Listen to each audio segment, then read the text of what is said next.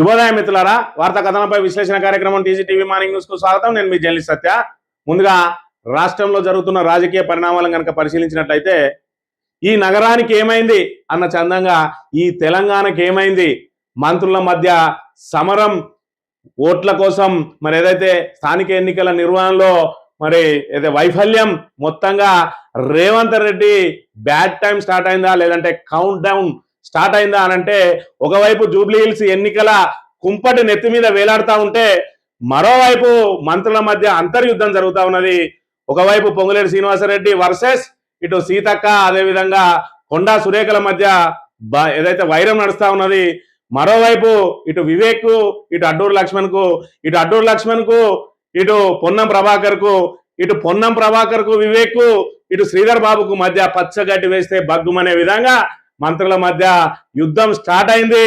మరి ఇక్కడ ఏదైతే ఈ యుద్ధం, ఈ అంతర్యుద్ధం ఎంత దూరం పోతా ఉన్నది అంటే, మరి చివరికి అధిష్టానం ఏదైతే ముఖ్యమంత్రి కల్పించుకొని జోక్యం చేసుకొని వాళ్ళని వారిస్తా ఉన్నా కూడా యథావిధిగా వ్యవహారం నడుస్తూనే ఉన్నది. మొన్నటికి మొన్న అడ్డూరు లక్ష్మణ్ మీద దున్నపోతు వ్యాఖ్యలు చేసినటువంటి ప్రభాకర్ ను మరి వాళ్ళిద్దరిని కూర్చుండబెట్టి ఒకవైపు వాళ్ళకు రాజీ చేసిర్రని చెప్పిన వెంటనే 10 నిమిషాలు దాటక ముందే అడ్డూరు లక్ష్మణ్ బయటకు వచ్చి ఆయన విఘ్నతకే వదిలేస్తా ఉన్నా, నేను బాధపడతా ఉన్నా అని చెప్పి ఆయన చింతించడం ఏంది, బేషరతుగా క్షమాపణ చెప్పాల్సి ఉన్నా అని ఒకవైపు ఆయన చెప్తే, నిన్నటి రోజున వివేక్ చేసిన వ్యాఖ్యలు చూసుకున్నట్టయితే, నేను మాల కులానికి చెందిన వ్యక్తిని కాబట్టి నన్ను టార్గెట్ చేస్తా ఉన్నారు, నాతో పాటు కేఆర్ నాగరాజు ఎమ్మెల్యేని కూడా టార్గెట్ చేస్తా ఉన్నారని చెప్పి మాల మాదిగల మధ్య కూడా విభేదాలు జరుగుతూ ఉన్నాయని చెప్పి ఆయన బట్టబయలు చేసిన పరిస్థితిని మనం ఇక్కడ చూడాలి. మరోవైపు కొండా సురేఖ, సీతక్కలు మరి ఇక్కడ అధిష్టానానికి ఫిర్యాదు చేస్తా అని చెప్పి వరంగల్లో ఆయన పెత్తనం ఏందని చెప్పి ఒకవైపు వెళ్తా ఉంటే, కొండా సురేఖను, కొండా మురళిని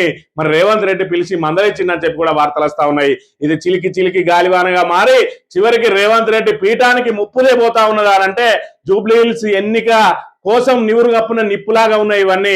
జూబ్లీ హిల్స్ ఎన్నికల్లో కనుక కాంగ్రెస్ చిత్తుగా ఓడిపోతే ఈ భారాన్ని అంతా మరి రేవంత్ రెడ్డి మీద నెట్టి, ఈ లోపాన్ని, ఈ వైఫల్యాన్ని రేవంత్ రెడ్డి మీద నెట్టి ఎక్కడి వాళ్ళు అక్కడ మళ్ళా కుర్చీలాట మొదలు పెట్టడానికి మరి కాంగ్రెస్ వాళ్ళు సిద్ధమవుతా ఉన్నారు. ఇప్పటికే వర్గాలుగా విడిపోయి ఉన్నారు. సీనియర్ కాంగ్రెస్ నాయకులను ఒకవైపు తొక్కి పెడతా ఉన్నారు. ఇప్పటికే జూబ్లీ హిల్స్ లో సీనియర్ కాంగ్రెస్ నేతలను కాదని కొత్తగా వచ్చిన పారాచూట్ నేత నవీన్ యాదవ్ కు టికెట్ ఇచ్చిందని కూడా పెద్ద ఎత్తున అక్కడ దుమారం రేగుతున్న పరిస్థితి మనకు తెలిసిందే. ఇక మరోవైపు స్థానిక సంస్థల ఎన్నికల్లో 42% ఇచ్చి తీరుతామని చెప్పి ఇంకా మేకపోతు గాంభీర్యం చూపిస్తున్నటువంటి కాంగ్రెస్ సుప్రీంకోర్టుకు వెళ్ళడానికి మరి ఇక్కడ ఈ రోజు సుప్రీంకోర్టుకు వెళ్ళనుంది. మరి సుప్రీంకోర్టు ఇచ్చిన గైడ్ లైన్స్ ప్రకారమే హైకోర్టు స్టే విధించింది.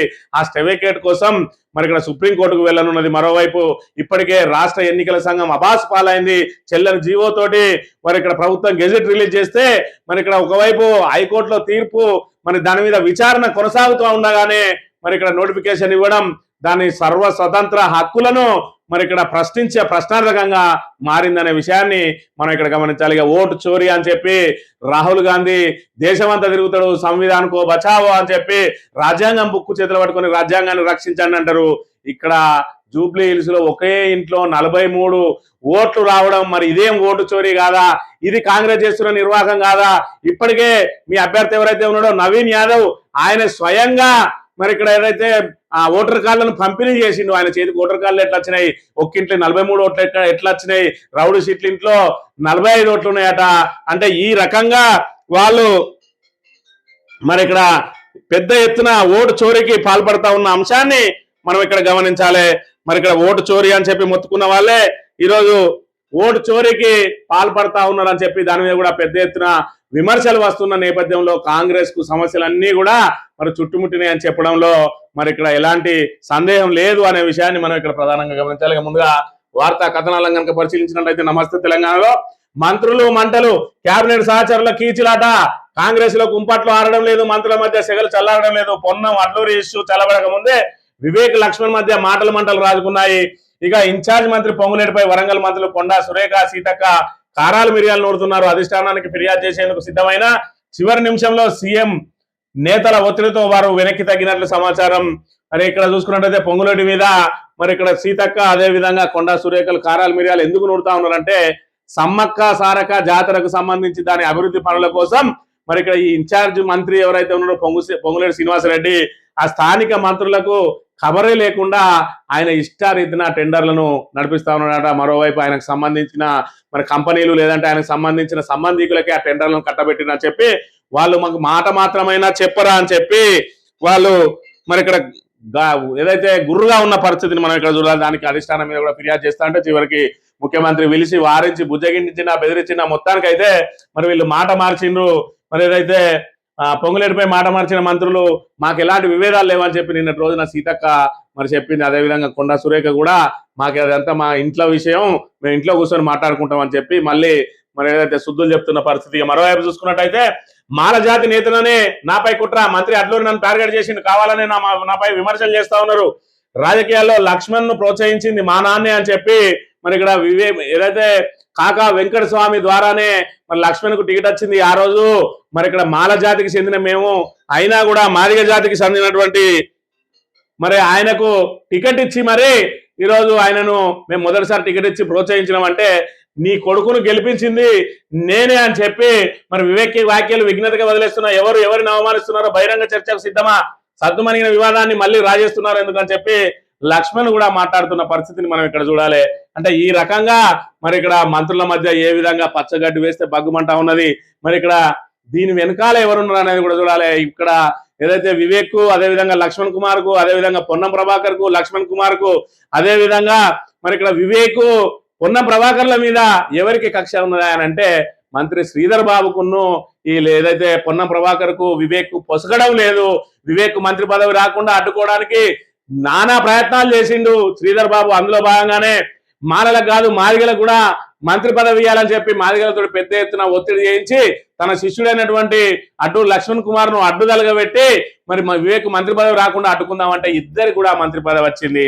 మరి తన వ్యూహం బెడిసికట్టడంతో అదే అడ్డూరు లక్ష్మణ్ కుమార్ ద్వారా వీళ్ళని టార్గెట్ చేసి వీళ్ళని డిఫేమ్ చేసి కరీంనగర్ జిల్లాలో, ఉమ్మడి కరీంనగర్ జిల్లా ఉన్న సమయంలో ఏ విధంగా అయితే ఆయన మంత్రిగా ఉన్న సమయంలో జిల్లాలో ఏకఛత్రాధిపత్యం నడిపించిందో ఈ రోజు కూడా ఉమ్మడి కరీంనగర్ జిల్లాను హస్తగతం చేసుకుందామని అంటే ఇక్కడ పొన్నం ప్రభాకర్ అడ్డుదలుగుతా ఉన్నాడని చెప్పి ఆయనను డిఫేమ్ చేయడానికి లక్ష్మణ్ కుమార్ తోటి మరి ఇక్కడ ఆయనకు మధ్యలో తవ్వు పెట్టే ప్రయత్నం చేసిండు. ఆయన ఏదైతే మరి ఇక్కడ వ్యక్తిగతంగా మాట్లాడుకుందామని చెప్పి అది పొరపాటున మైకులలో వచ్చిందో దాన్ని ఆసరా చేసుకొని ఏదైతే ఎస్సీ నేతలందరినీ కూడా, దళిత నేతలందరినీ కూడా పొన్నం ప్రభాకర్ మీదకి ఎగేసి చివరికి ఆయన మంత్రి పదవిని కూడా ఊడవికాలని చెప్పి పెద్ద ప్రయత్నం చేసిండు. కానీ ఆయన వ్యూహం బెడిసికొట్టింది.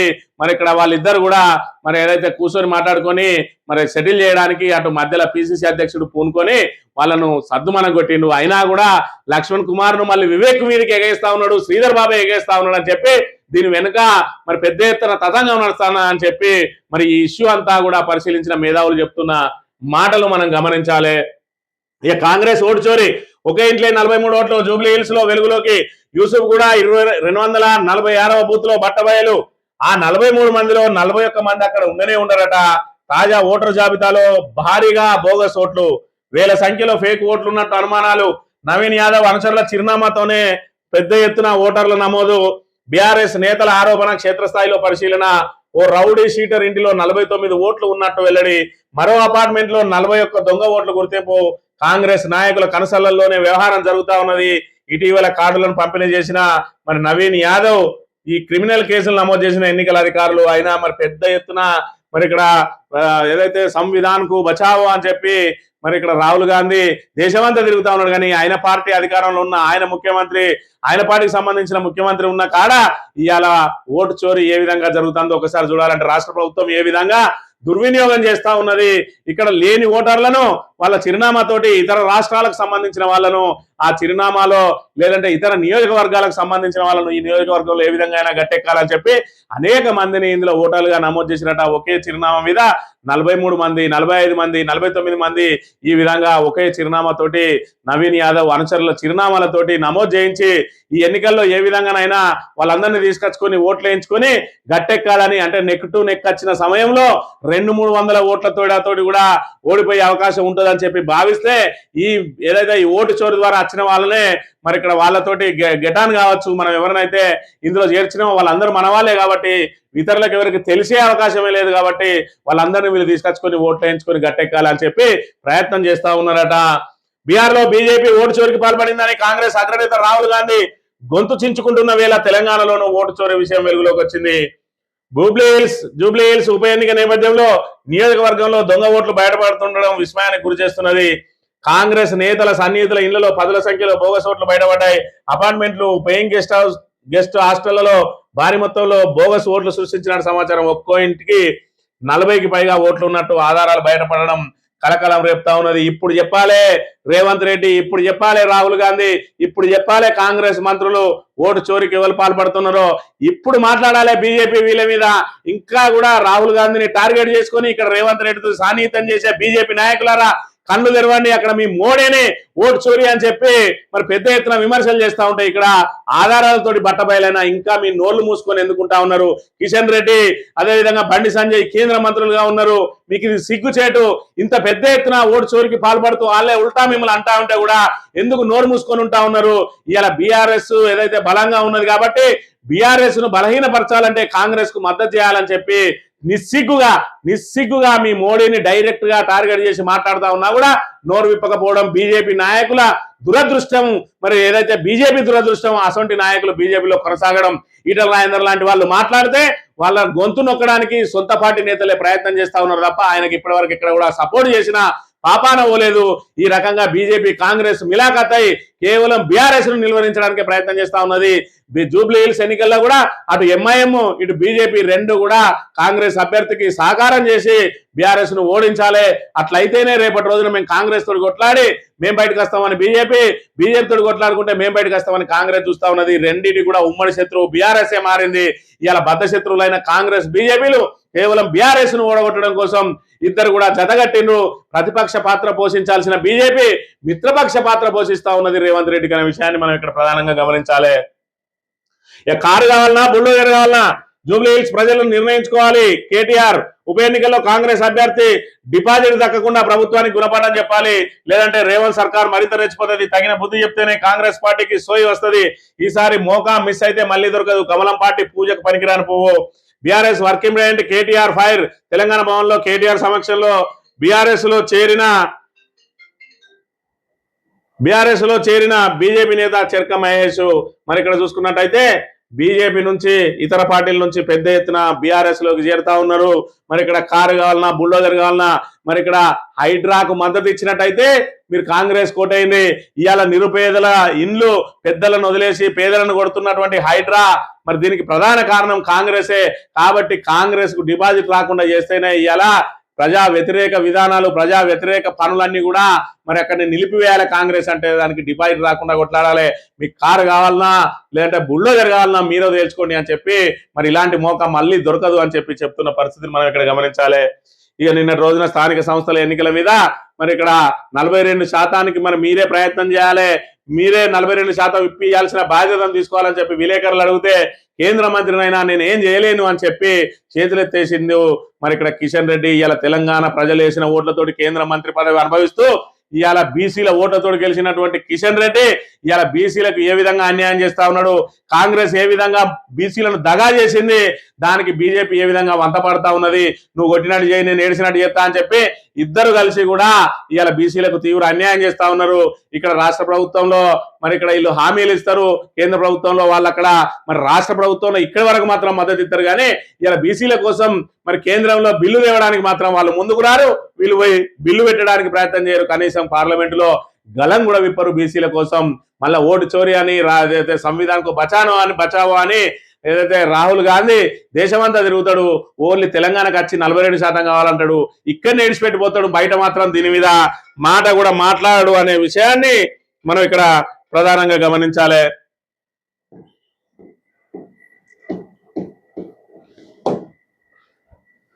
సాక్షి దినపత్రిక విషయానికి వస్తే లోటు 1,00,000 కోట్లట. గత 5 ఏళ్లలో కేంద్రం నుంచి రాష్ట్రం ఆశించిన స్థాయిలో రాని గ్రాంట్ నేడు.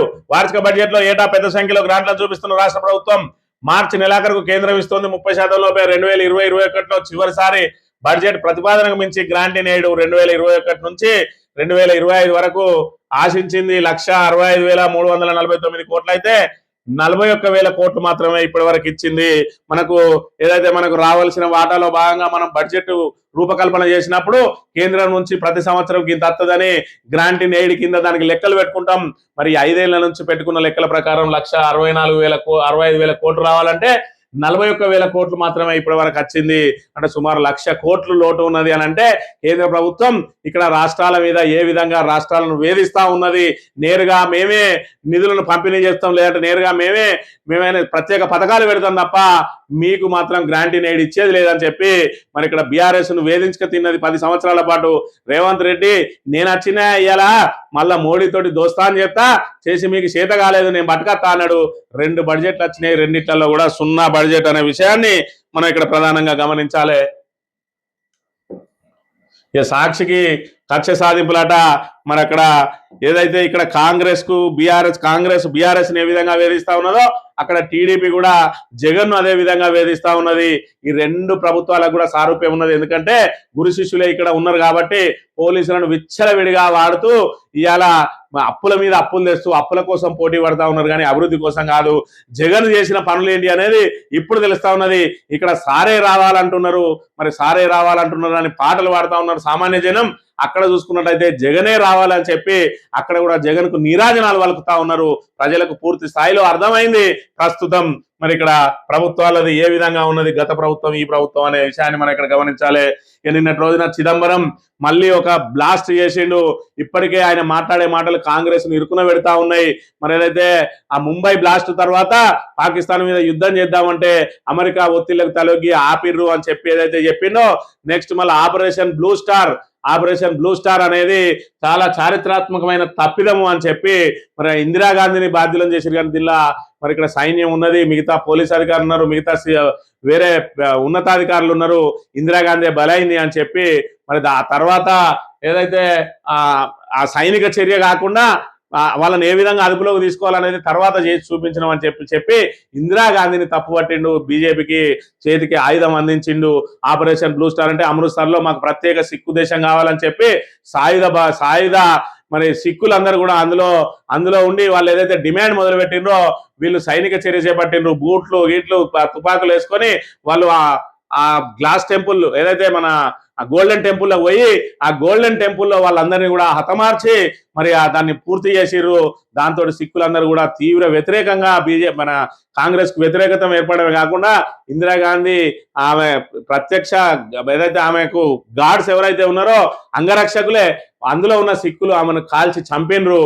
అంటే ఇలా ఆపరేషన్ బ్లూ స్టార్ అనేది దానికే ఇందిరాగాంధీ మరి ఇక్కడ బలైందని చెప్పి ఒకవైపు చెప్తూనే అది పెద్ద తప్పిదం, అట్లా చేయాల్సింది కాదు, ఇందిరాగాంధీ తప్పు చేసింది అని చెప్పడంతో ఈరోజు బీజేపీకి చేతికి పెద్ద అస్త్రం అందించినట్టు అయిందనే విషయాన్ని మనం ఇక్కడ గమనించాలి. ఆంధ్రజ్యోతి విషయానికి వస్తే పార్టీ తరఫున బీసీ రిజర్వేషన్లపై supreme court Congress special leave petition దాఖలుకు యోచన. జీవో 9 పై హైకోర్టు స్టే విధించడం మీద ప్రభుత్వ పరంగా నేడు ఢిల్లీకి పిసిసి చీఫ్ మహేష్ గౌడ్ అభిషేక్ సింఘ్వితో భేటీ అయ్యే అవకాశం. ఏఐసిసి చీఫ్ మల్లికార్జున ఖర్గేకు పరామర్శట.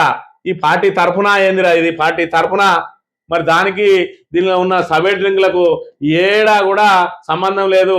బీసీ రిజర్వేషన్లపై సుప్రీంకోర్టుకు కాంగ్రెస్ అట జీవో 9 పై హైకోర్టు స్టే విధించడం మీద ప్రభుత్వ పరంగా నేడు పిటిషన్ ఎత్తే మళ్ళీ పార్టీ పరంగా ఏంది ఇది, ఈ డ్రామా ఏందో మరి ఎవరికి అర్థం కావడం లేదు. సుప్రీంకోర్టే దాన్ని డెడ్ లైన్ విధించింది, మరి క్యాప్ పెట్టింది 50% మించద్దు అని చెప్పి. దాన్ని మించి మీరు హైకోర్టు స్టే ఇచ్చినాక మళ్ళీ సుప్రీంకోర్టు పోతామని ఈ డ్రామాలన్నీ ఎందుకు? మీకు నిజంగా చిత్తశుద్ధి ఉంటే మీరు పార్లమెంట్ లో ఎందుకు గలం విప్పలేదో చెప్పాలి. పార్లమెంట్ లో బీజేపీ మీద ఒత్తిడి తెలియదు. ఇవాళ బీజేపీ దోషిగా ఉంది అంటే లేదు, కారణం దీనికి కాంగ్రెసే. ఎందుకంటే కాంగ్రెస్ కూడా ఇవ్వడం ఇష్టం లేదు. మరి ఈ 2 పక్షాలు కూడా బీసీలకు ఏ విధంగా మోసం చేస్తున్నాయో అర్థం చేసుకోవాలి. వీడు అడగలేదు, వాడు ఇయ్యలేదు, మరి కేవలం జంతర్ మంతర్ దగ్గర ధర్నా చేసి వెళ్ళొచ్చిండ్రు. ఇవాళ రాహుల్ గాంధీ వచ్చి తెలంగాణలోనే బీసీ రిజర్వేషన్ గురించి మాట్లాడుతూ ఉన్నాడు, కానీ తెలంగాణ దాటి పక్కకు పోతే మరి ఇక్కడ బీసీ రిజర్వేషన్ అంశమేది ఏడలేదు. కానీ ఇక్కడ బీసీ రిజర్వేషన్లు అమలు చేస్తామని బీహార్లో మాత్రం ఓట్లాడుకునే ప్రయత్నం చేస్తా ఉన్నాడు. ఇప్పటికే ఎంపీ ఎలక్షన్లలో మేము ఆల్రెడీ మరి ఇక్కడ తెలంగాణలో ప్రతి మహిళకు 2500 బ్యాంకులో వేస్తాను అని చెప్పిండు. ఇప్పటికి కూడా 22 నెలలు అవుతుంది. ఇగో ఇటువంటి అబద్ధపు మోసాలతోటి కాంగ్రెస్ ప్రజలను మోసం చేస్తున్నది అనే విషయాన్ని మనం ఇక్కడ గమనించాలి. ఇక జూబ్లీ హిల్స్ బీజేపీ అభ్యర్థిగా దీపక్ రెడ్డి అట పార్టీ కేంద్ర ఎన్నికల కమిటీ భేటీలో నిర్ణయం. ఇక్కడ కనుక బీసీకి బీజేపీ ఇచ్చినట్టయితే అక్కడ నవీన్ యాదవ్ కు మరి ఏదైతే పెద్ద ఎత్తున ఇబ్బంది జరిగే అవకాశం ఉన్నాయి కాబట్టి అక్కడ మాగంటి గోపీనాథ్ ఆయన మిస్సెస్ ఎవరైతే ఉన్నారో వాళ్ళు కమ్మ సామాజిక వర్గానికి సంబంధించిన వాళ్ళు ఓసీ కిందకి వస్తారు. మరి ఇక నవీన్ యాదవ్ బీసీ నినాదంతో పోతా ఉన్నాడు. అందుకని చెప్పి బీసీకి టికెట్ ఇచ్చే అవకాశం ఉన్నా కూడా కావాలని రెడ్డిని పెడతా ఉన్నది బీజేపీ కేవలం కాంగ్రెస్ కు సహకరించడానికి అని చెప్పి దీని మీద కూడా పెద్ద ఎత్తున దుమారం రేగుతా ఉన్నది. ఇక అది మా కుటుంబ సమస్య అట. చిన్న చిన్న పంచాయతీలు ఉంటాయి. సీతక్క సురేఖ నాతో మాట్లాడారు, సీఎంతో మాట్లాడి సమస్య పరిష్కరిస్తా. పొంగులేటి వివాదంపై టీపీసీసీ చీఫ్ మహేష్ గౌడ్ వ్యాఖ్యలు. బీసీ రిజర్వేషన్ పై చిత్తశుద్ధి ఉందట. ఒక దిక్కు వివేక్ అడ్డూరు లక్ష్మణ్, మరోవైపు పొంగులేటి, అదే విధంగా మరి ఇక్కడ సీతక్క సురేఖలు, మరోవైపు అడ్డూరు లక్ష్మణ్ కుమారు, పొన్నం ప్రభాకరు, వీళ్ళ వెనుక ఉన్నది శ్రీధర్ బాబు. మరి శ్రీధర్ బాబు ఎంత తెలివికల్లోడు అంటే ఎక్కడ కూడా ప్రత్యక్షంగా పెట్టుకోడు, ఎక్కడ కూడా ప్రత్యక్షంగా వాళ్ళతోటి గొడవ పెట్టే ప్రయత్నం చేయకుండా ఇగో ఈ రకంగా వెనుకుండి నడిపిస్తున్న పరిస్థితిని మనం గమనించాలి. ఇగో అలా తాబేదార్ పత్రిక కూడా రాసింది. ఒకే ఇంటి నెంబర్ మీద 43 ఓట్లు.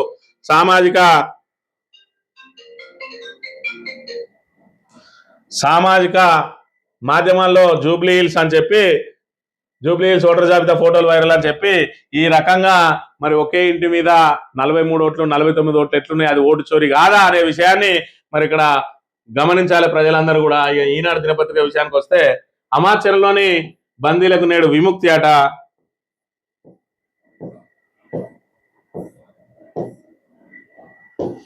పాక్ పై ఆఫ్ఘాన్ దాడి 58 మంది సైనికుల హతం. ఇటు పాకిస్తాన్ కు అదేవిధంగా ఆఫ్ఘనిస్తాన్ తాలిబాన్లకు మధ్య కూడా యుద్ధం జరుగుతూ ఉన్నది.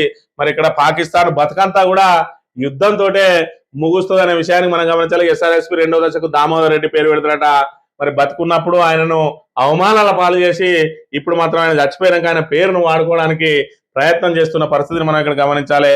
ఇక 42% రిజర్వేషన్ల కోసం బీసీ జేఏసీ ఏకదాటిపై ఆర్ కృష్ణయ్య, జాజుల శ్రీనివాస్ గౌడ్ మరింత బలంగా ఉద్యమిస్తామని వెల్లడి. 11 దిగ్బంధం రద్దు, 14 నాటి బంద్ 18కి వాయిదా.